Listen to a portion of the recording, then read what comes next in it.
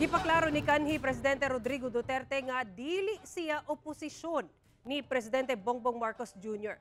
Samtang bunsab niyang iduso ang reforma sa yuta kuno galing modagan pagka-presidente ang iyang anak nga si Vice President Sara Duterte. Ani ang report ni Argil Relator.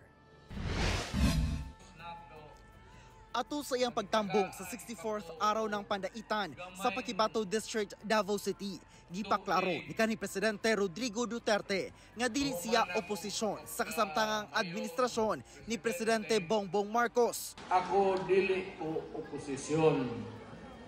Dili ko kontra ni Marcos. Dili ko kontra ni Marcos. Pero wala ko mo suporta niya kay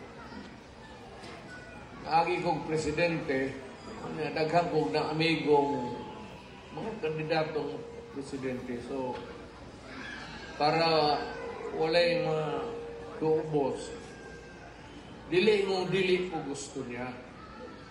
Kinihuman sa iyang mga pahayag, kalabot sa pagdumala ni Presidente Marcos Jr. sa nasod ato sa mga ipahigayong prayer rally sa managlahing lugar sa nasod. Samtang ni santop sa matud pa sa iyang huna-huna ang pagpatuman og reforma sa yuta.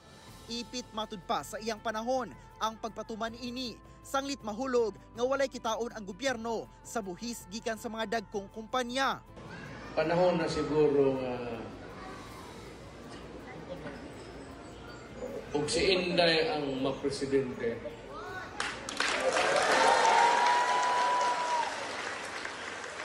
Ingnon yun ako sa iya dahil wala man tayo utang. Wala man tayo hatag sila. Wala tayo utang tubuton sa mga dato. Unahan na ng reforma sa yuta, bungkaganan nagko, ihatag na lang sa mga tao. Emosyonal siyang nagpasalamat, igihatagan pa siyang katuigan aron makahimamat ug makabalik sa lugar nga kaniadto iyang ginabisita panahon nga anaa pa siya sa LGU.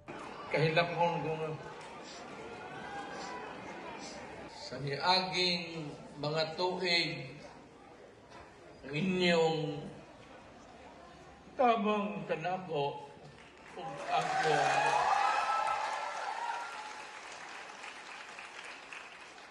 ug akong mga anak nga nagsilbi karon sa gobyerno. Gipasalig sab niya ang iyang tabang aron matiwas ang pagpakongkreto sa dalan padulong sa sentro sa maong barangay. Akong paningkamutan ha, akong hangyoon ang mga congressman nga mag-amot.